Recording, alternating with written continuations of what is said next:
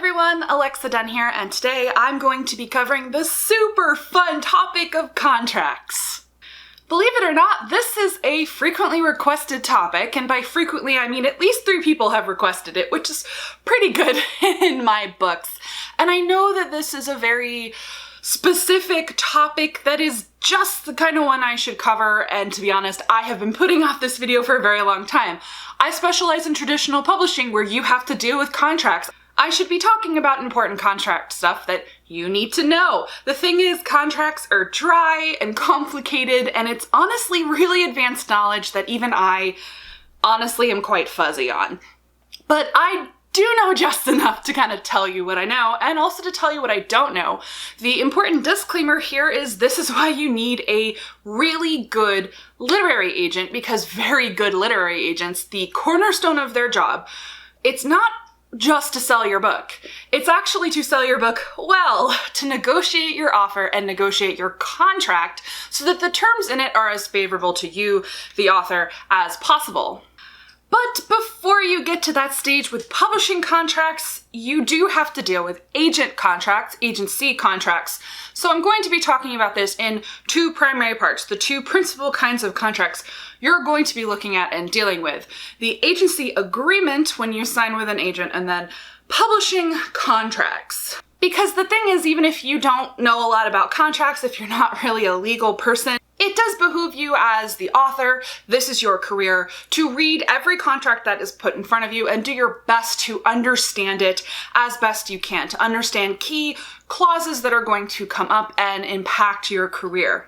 Again, the good thing is when you get a good agent, their job is to explain the contract to you. You should be able to ask any question you have and they should be able to explain it to you. But let's start with what is an agency contract, an agent contract, and what should you look for in it? So when you sign with a literary agent, when a literary agent offers, first of all, the first thing you should do is ask for the boilerplate, ask for the standard agency contract that you would be signing and review it. If you have multiple offers, you should be comparing different contracts. Agency contracts do vary, and the first thing that's important for you to know is many agencies use a book specific contract, a 1-book contract. So the thing that you sign will be specifically for the book that they are taking you on for. This is actually for both the benefit of the agency and the author. It means that if things don't go quite as well on the next book, it's actually very easy to get out of your contract, though it's also pretty easy to get out of a broader contract. But don't assume that just because you get a book-only contract from an agent or an agency that it means they don't intend to work with you for your career. Your relationship with your agent is an at-will relationship on both sides, and so a kind of more generous contract, a book contract, actually, like I said, can work in your favor. So for example, I signed a book contract with my first agent for my first book, and then because we didn't quite see eye to eye on my second book, we just weren't feeling it, it was super easy to part ways because we just didn't sign another contract. So that's just the first note, that it's not a deal breaker or a red flag if you receive a contract that is a book-specific contract. Now let's move into standard clauses, standard things that you're going to see on agency agreements, starting with commission. Industry standard commission is 15% on domestic sales, on first rights of sales. So this is when they sell your book to a publisher in your home country or in the first country of publication. Then there are subrights. Subrights is anything else. Ebooks, audiobooks, film rights, and rights in other territories. Foreign book deals, or English in another country book deals. Subrights, it's standard to be 20 to 25%. This does vary slightly by agency. 20 is a little bit more standard, but some agencies do 25%. The reason it's higher commission rates for subrights is your agent isn't the only person who works on a subrights deal. Very often agencies farm out their subrights to partner agents whose specialty is whatever that subrights area is. And so that subrights agent would get a part of the commission and your agent would also get part of the commission. So the reason the commission is higher is that so everyone gets fairly paid. You might see as high as 30% for subrights. I do feel that 30% is a little bit high, but there are some agencies that do it and they're great agencies. And the question that you have to ask yourself when it is a much higher subrights percentage Is it worth it if they get you really great subrights? Or does it even matter? Because to be honest, most of us don't sell gangbusters and subrights, or even if you sell a ton of subrights typically sell for way less money. So you might only get a couple $1,000s from a foreign deal, for example. So really, nobody's making a ton of money off it. So it doesn't really matter. Plus, you actually really want that subrights agent who's done a ton of work to be paid as fairly as possible. They're really not making much commission off of these smaller deals, and so honestly, it kind of evens out. Okay, so another standard clause that you're going to look for on an agency agreement is what happens in the event that you part ways. I know you don't want to think about that when you're signing an agency agreement, but this is actually where there's standard and non-standard, and a non-standard clause for this can actually impact your career. You should always consider a worst-case scenario when you are reviewing a contract. So it is standard that the agent who you are with will earn a commission on any book that they've put on submission. Even if you part ways, if that book sells in a month, they earn that commission. This is why once a book goes on sub, it is essentially dead in terms of like, if you don't like your agent and want to find another one, that new agent isn't going to be able to sell that book because the previous agent has touched it. And there are clauses in the contract that protect this so that authors don't do a runner and screw over agents. But let's talk about standard versus non-standard. Standard, I'd say, is anywhere up to 6 months. 3 months to 6 months is pretty standard, and it basically says any project that this agent has put on submission, if it sells up to 6 months later to any editor to whom the agent has submitted, they get the commission. Where it gets non-standard, and you do need to watch for this and just kind of weigh this yourself, always consider a worst-case scenario. There are some more, essentially, I call them rights grabby clauses of this nature, where the time period is a lot longer. It's a year. So that means if you leave an agent and they touched your manuscript, it is frozen for a full year. And that's the other thing. They touched your manuscript. Different agencies have different clauses in their contract regarding this, and this is why it is important to pay attention.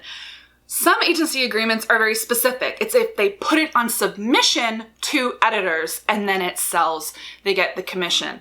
Other agents and agencies, it's if they touched it at all. So they're more rights grabby in the sense that they're saying if they even had one brainstorming call with you about this book, if they worked with you on it at all, that they have a right to it for this prolonged period of time. And if you see anything over a year, run. It's a bad contract. It's a bad agent. It's a bad agency. Really, this clause is what gets people. I have helped a lot of people leave their agents, and I always ask to see their contract, and I jump right to this clause because it can strongly dictate what happens to an author when they part ways, depending on where their manuscript was. So yeah, that is an important clause to pay attention to. Another important clause to pay attention to, this is a non-standard clause. You are not going to see this on most agency agreements, but I have seen it creeping into some, and that is representation of all creative work. Most book contracts are very specific to books. They say that your literary agent represents you for literary work, for books. But I've seen the rise in some agency contracts of whole representation. It basically says they have the right, the first right, to represent any creative output whatsoever that you do. So for example, if you are a journalist and you write an article and it goes viral, your agent has the right to sell options on that, which in fairness, you'd probably want them to. But this can also mean if you write screenplays, your agent owns the right to represent that work. And if you are in the film and television industry, that is actually a conflict of interest. This is going to conflict with any management or film agent contract you have. So you have to be really careful with those sorts of literary agency contracts. It may mean you can't be represented by that agent or that agency if they're not going to waive that clause. Similarly, if you write songs, etc., just imagine all the permutations of this. For some writers, agencies that have those clauses are simply a no-go. You can't be represented by them because they're too rights grabby, essentially. They want to talent manage every single thing that you write. But the average writer, it's not a problem. But I do point this out to people who are kind of multimedia and do lots of different types of writing. Another non-standard clause I've seen that I do tell authors to just kind of be aware of, I've seen in some agency contracts, essentially, it's like a non-compete out clause where it basically says The agency has the right to rep similar works to your work, and you can't sue them, basically. And the fact that we're seeing this happen is concerning, to be honest, but this is to protect the agency. So let's say you've written a dragon rider fantasy, and your agency either sells it or doesn't sell it. Maybe they sell it just semi-decently, not super well, or they don't sell it at all. And then your agent signs another dragon rider fantasy, or one of their other authors, maybe a more successful author, decides to write one. You have no repercussions. In fairness, stuff like this happens in the industry all the time, so I know why this clause is there to protect agencies. I just put this out there to point out a non-standard clause that I have seen on a few contracts that gives me pause, and I do think it's worth you being aware of and considering. Okay, that's about it for agency agreements. Now we get to hop into the super fun area of publishing contracts. So again, my disclaimer is you need to get a very good agent because it's literally their job to know about all these things and to negotiate a good contract for you. But I'm going to go over basics and also some non-basics. I asked my agent, what are some things about publishing contracts you want every author to know? And so she told me, my agent is really good at contracts. And I also took a bullet for you guys and I read my contract again. I pulled it out. I was like, all right, we're gonna go through it. And what's nice about the contract I received, I don't know if this is how it works for everyone, but mine showed all the changes. It showed all of the changes that my agent had requested and gotten from my publisher. So I was able to see the standard line as well as the correction. So it was really, really instructive. Okay, so first off, I already kind of threw the term out, but it's really gonna come up when it comes to publishing, and once you're with an agency, it takes on a slightly different meaning, and that is boilerplate. Boilerplate is the term for basically the standard agreement, the base agreement that you use over and over again. In my job, I say boilerplate when it comes to company descriptions for press releases. I need the boilerplate. Well, for contracts, it is the standard agreement. But specifically, agents and agencies develop their own boilerplate agreements with publishers. So let's say your publisher sells a book to HarperCollins.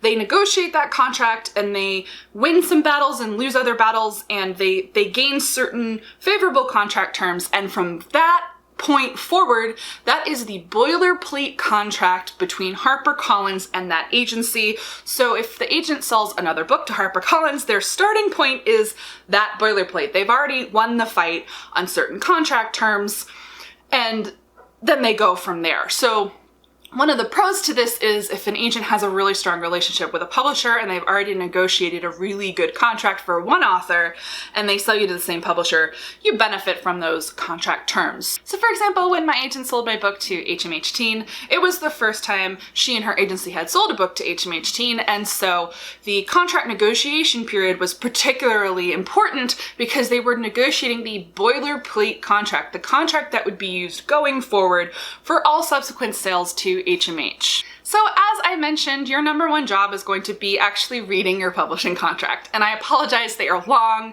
There's a ton of stuff in them that won't necessarily make sense.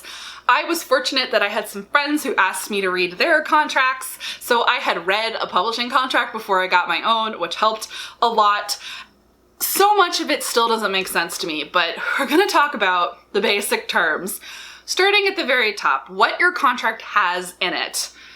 The delivery of your manuscript terms and the terms of acceptance, which is basically you will write a manuscript between X and X words. They do specify a word count. This is so you can't undershoot, or I guess you can overshoot, but it's really to keep you on target, and it's to prevent authors from trying to turn in a 30,000 word manuscript when they owe their publisher a 65,000 word manuscript, essentially. And it'll say dates, so deadlines. We're gonna talk about deadlines in publishing contracts. Do they mean anything? They do and they don't. So these deadlines are there ultimately to protect the publisher. It's so that an author can't take 3 years to write a book, and yeah, it's so that an author can't take 3 years to write a book unless those are the terms set forth in the agreement, usually not. It's so that they can stay on top of all of their publishing deadlines. But those deadlines are also kind of there to protect the author, kind of, but they also kind of don't matter because The deadlines that are going to be in your contract are going to be best case scenario deadlines, but it's really common in publishing because everything is slow, everyone's always behind, things get bumped and pushed all the time. It's super common not to reach the benchmarks of the deadlines that are in your contract. And of course, at first I took this very seriously as an author. I was like, it says that my next draft is due now. And my agent was like, it changes all the time, and publishers know that it changes all the time. And here's the thing you need to know, 90% of the time it changes because of your publisher. And when it's their fault, you can't get in trouble. That's the good news. So the deadlines are there to give you a general idea of the publishing schedule they have in mind for you, but they change all the time. All right, so the next thing that you're gonna see in your contract is your advance payment, the schedule and terms that are set out, and all the royalty rates. This is the point where your agent should have negotiated this at the offer stage. They might continue to negotiate it at the contract stage, but it's basically your advance is X amount. It's going to be paid out in these installments. Your royalty rates on hardcover, paperback, ebook, audio, etc. are X, Y, Z, blah, blah, blah, blah, blah. And accounting. This is a nitty-gritty contract term thing that I learned by going through the process. I actually didn't understand the difference between joint and separate accounting until like 6 months after my agent had negotiated my book deal, and I was on a panel and someone explained it and I was like, I have such a good agent. So there's something called joint accounting versus separate accounting. This counts in the case of multi-book deals, and this has to do with your advance and earning out your advance and royalties. So joint accounting, let's say you get a $100,000 book deal for 2 books. Under joint accounting, they're going to look at the sales of both your first and your second book, and you won't be considered earned out and eligible to earn royalties until you earn out $100,000. Separate accounting considers the books separately. So book 1 is $50,000 and book 2 is $50,000. And where this protects an author and works in their favor is, let's say book 1 sells gangbusters. And as you know, very often this is going to happen in a series, but you're going to have fall off on book 2. So let's say book 1 easily earns $50,000, but book 2 only earns out $25,000. Now, imagine that joint accounting scenario. You would have only earned $75,000 and you wouldn't be considered earned out on the joint accounting for $100K. But with separate accounting, you would earn out on book 1, not on book 2, so you would get royalties for book 1 going forward. So separate accounting is a favorable term for authors. Many agents are able to negotiate this, but many aren't. Certain publishers are really reluctant to do this. They won't do it. They won't budge even for super agents. So know that it's 2 things. Your agent should be fighting for it, but if they lose the fight, it's not necessarily their fault. But this is an important contract term to understand because this is going to impact earning out in your finances, essentially. Okay, so the next thing you're going to see on your contract that I understand, but do I? But it's just so that you're aware of it. It's something called a reserve against returns. This is something that your publisher does on your royalty statements. They basically take a certain amount of your books and your earnings, and they reserve them against returns. They say, we expect booksellers to return X number of copies, so this amount isn't going to count towards earning out your advance because we expect to take a loss on your book. And there are terms that come with this and they vary contract to contract. And this is something where my agent negotiated they had a longer period of how long they would be reserving against returns. And my agent negotiated to be like, no, it's going to be less time because that's in favor of the author. So these are things that you're going to pay attention to and potential things that your agent can and should be negotiating in your contract. Okay, the next big area on your contract that you're going to see is your option. You've probably heard of this one. This is your publisher's option to review and publish your next book. All contracts have this. Some call it right of first refusal. And it basically says the next book you write, your publisher gets to look at it first. But this clause is really important, and this is where certain agents really show their mettle. But also, again, as with all things, sometimes the publisher wins the fight. But you don't want your option clause to be broad. Broad option clauses screw over authors. A broad option clause says that the publisher has the right of first refusal for your next book, period. So let's say you write YA fantasy, but you also want to write middle grade adventure books. and your publisher is maybe really good at YA fantasy, but you don't think they're the right place for your middle grade, or you know that they're not going to pay you fairly for your middle grade because they already have you, or maybe your publishing experience isn't going well for your YA fantasy. The point is, you want to shop your middle grade, but under the terms of your contract, you can't because it's the next book you've written. You have to show them the next thing before you can shop anything else, anywhere else. And there are also time-sensitive aspects of an option clause. Like, they tend to say that you can't even consider presenting work to them until the last book in your contract is turned in, for example. So for some people, this can string it out 2-3 years. And if you are a writer who is writing in multiple genres, who writes fast, etc., this is going to kill your career, really stymie your career. Or it could even be your option clause says next YA book, but maybe you want to write YA fantasy and YA contemporary. Again, specific options clauses help writers. There's also an aspect of the options clause of exclusivity, which is how long your publisher has to consider that work. And less time is better. You don't want really exorbitantly long holding periods for, like, exclusive periods for those options. So these are all the different things that your agent is going to be considering when they are negotiating your option clause. It is worth paying attention to because it is going to impact kind of the trajectory of your career. And I will warn you, this isn't usually in the contract, but another thing that does come up with options, potentially. Some publishers won't even let you submit option material until your sales numbers have come in. And so that can even prolong the wait even longer. Everyone kind of ends up in a different situation for option, but it is important to have a author favorable option clause, and good agents are going to negotiate that. All right, let's talk about non-competes. This is another big one that can potentially stymie your career or hurt you depending on your writing situation.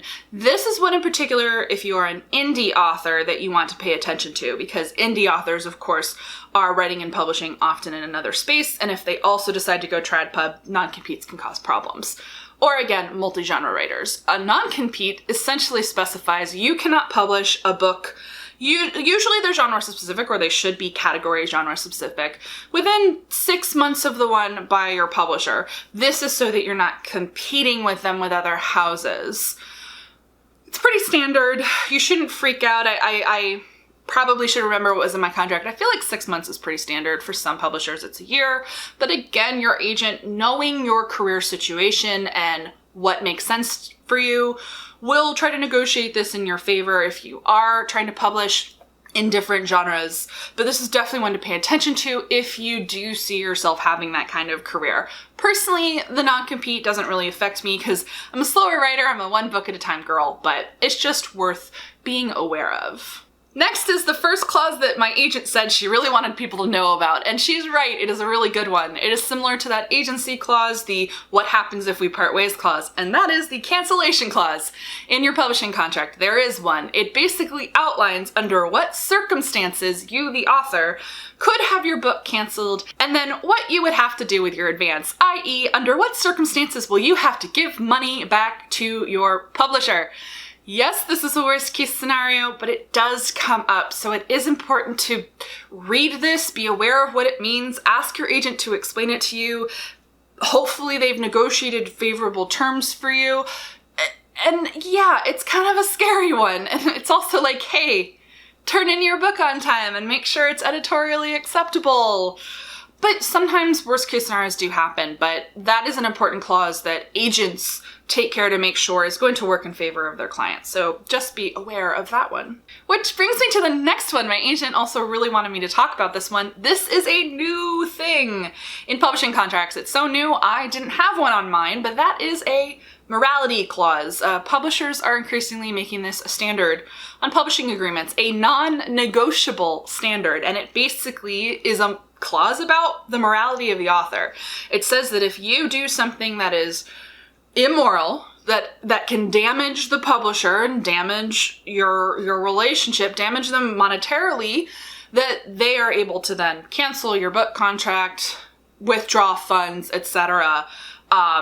Easily. It's basically a super easy out clause for them where if you mess up, if you do something terrible, they can break your contract. People are trying to fight these, and they should. I'm hoping over time there's negotiation that happens, and because a morality clause is kind of scary because I've heard they're pretty broad. It could mean anything. And it essentially means if you tweet something stupid, tweet something that makes your publisher look bad, they can cancel your book deal. This has happened. This all stems from a few years back when Simon & Schuster canceled the book contract with Milo Yiannopoulos, I think his name was. He basically had a book deal and then acted like a giant garbage human on the internet, racist, basically like a just misogynist, etc. He was a garbage fire human, basically. And when Simon & Schuster realized this, partly because apparently he turned in the manuscript and the editor was like, this is a garbage fire, and was like, you need to delete this, change this, gross, no. And he was like, no. But then he acted out online, which gave them grounds to cancel his contract. And so they did. They canceled his book deal and he sued them for $10 million. Now he ended up dropping that lawsuit. But this is the reason morality clauses now exist. So that if you do something really horrible and they realize you're a garbage human after they've bought your book, that they can cancel your book deal. I know this is scary. It is a little scary because it makes complete sense in these extreme cases, but everyone is worried about the wiggle room within this for publishers to basically decide what is and isn't acceptable behavior in an author. So agents are doing their best to negotiate this clause. I don't know as much about the front lines of that fight, but I know that it's something that concerns agents, and my agent wanted me to mention it because they are increasingly common and non-negotiable on publishing contracts. The next one that my agent really wanted me to share with you is out-of-print clauses. This is just smart to pay attention to because it specifies the terms of how long your publisher has the right to publish your book. And this is actually something I think is good for people to understand. One misconception I hear a lot, especially here on YouTube, is when you sell your book to a traditional publisher, they own you for life, and that's not actually true. They only own you for as long as your book is in print. And in boilerplate contracts, standard contracts, the language is more rights grabby of like, what does in print mean? And this is one that my agent definitely negotiated to make the definition of in print work in my favor, so that should we come to a point where my book isn't really in print anymore, that the rights can revert back to me. That's essentially what the out of print clause is. It outlines and specifies at which point you can get the rights reverted back to you for your book. So the next area, standard area to be aware of in contracts, is sub-rights. So I've covered this before when I talked about book deals and offers. Every publisher is going to start with a rights grab. They want all your rights. And your agent's job is to negotiate so that you can withhold more of your rights. And then this comes up again in your contract. A lot of contracts go for the rights grab. They want your graphic novel rights. They want merchandising rights, should that ever come up. They want theme park rights, should that ever come up. They put it all in there in case you blow up, right? Well, a good agent is going to negotiate it so that there isn't as much rights grab. Again, sometimes you can't negotiate it. It's all about leverage and the different publishers and the agents and the author. But every agent tries to negotiate so that the sub-rights in the contract work in your favor. One thing specifically in mind, for example, I'll tell you, most publishers now, it's non-negotiable to retain audio rights, which is a whole thing. But what my agent did, they really wanted the audio rights. They released the foreign rights, but they wanted the audio rights. She put a reversion clause in there that if they didn't sell my audio rights by X date, they would revert back to me. They ended up selling it by the date, but that's something smart that she did about sub-rights. So there are all sorts of different things you can do in terms of negotiating the way sub-rights are laid out in your contract. Okay, here's the big one that everyone talks about, and I know it's a deal breaker for some people, but in my contract, this is called the style of publication clause. This is where the cover stuff goes. Okay, I've said it before, I'll say it again. An agent can put into your contract under style of publication that you have the right to review and approve your cover, and honestly, it means almost nothing. So I have this clause in my contract, and they definitely did give me the right and opportunity to review my cover. And I looked at it, and I gave comments. But what does that mean? They've covered the bare minimum of what my contract means, but only big agents and big authors can negotiate stronger language in this section of the contract that basically says more like veto power. So essentially, right to review and veto power are two very different things. So as a more of a standard, you might get a clause in there that says that you have to review the cover before anything goes to print, but it's very rare, especially for a debut, to get anything beyond that. So just be aware. You can put cover stuff in your contract, but it's really difficult to get more than just general kind of input and review in your contract. Alright, I just want to talk about a few like lesser known things. The first one is pen name. I write under a pen name, and so my agent made sure that there are things in my contract that specify my legal name versus my pen name, especially when it comes to copyright. Another thing you're going to see in your contract is author copies. So it specifies how many final copies of the hardcover you are entitled to. Your publisher must ship you X number of copies, and my agent also put a line item about number of ARCs that I am required to receive. That's a good one to do because they'll always try to like skimp on them. There's never enough books. Oh, and then last but certainly not least, there's actually a legal section of your contract that basically says that you as the author affirm that it's your own work. There's nothing infringing in there. You've done all of kind of your legal legwork. And by signing your publishing contract, you're basically saying, I haven't plagiarized. If I have music lyrics in my book, I did all the legal legwork to make sure they were okay. No one in this book is based on a real person who could sue me, and this basically indemnifies the publisher against being sued because you as the author did something shady. So, I mean, a publishing contract is a legally binding document, so you gotta be up on your stuff, guys. So that's it, a brief but not so brief overview of all of this contract stuff that you just kind of need to be aware of, both with agency agreements and publishing agreements. As I mentioned with publishing agreements, some of this stuff is negotiable and great agents negotiate these things, but sometimes they can't. It's always an intricate power play between the power of the publisher and kind of the leverage they hold and the power of the agent, the agency, and the author. Things differ depending on the publisher, and this is why there's so much nuance to book deals and offers. If you have multiple offers, it isn't always just about who gives you the most money or the biggest publisher. Sometimes it's about who's going to give you the contract terms that are the most favorable to you and like kind of match you as a writer and your career goals. It's important to be very open with your agent. Now that I've told you all about these things that you need to consider, talk to them if any of these clauses really concern you. But I'm going to offer that with the warning that if you are really precious about clauses that don't matter, for example, or that are going to be a deal breaker for an agent or a publisher, the agent and publisher might not want to work with you if you're really unreasonable about certain contract terms, like the cover one, for example. If you're a nobody, if you try to throw your weight around on a cover clause in your contract, you're gonna lose, for example. But I hope this was helpful. This is real nitty-gritty, dry publishing stuff, but it's really necessary to know. I've tried to familiarize myself as much as possible with a lot of this contract stuff. There's still so much I don't understand.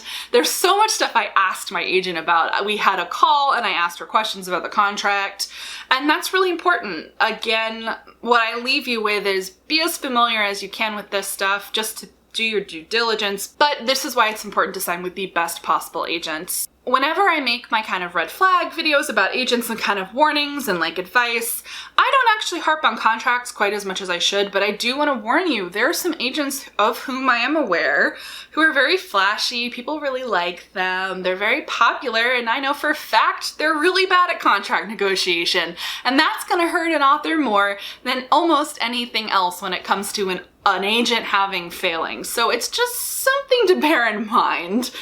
Let me know down below if you have any questions about contracts and all of this publishing stuff, and I will try to answer as best as I can, though I might have to shoot a few questions over to my agent, who is the smart one in this relationship.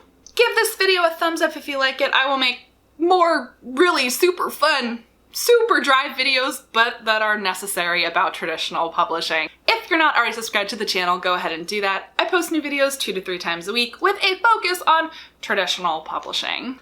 As always, guys, thank you so much for watching, and happy writing.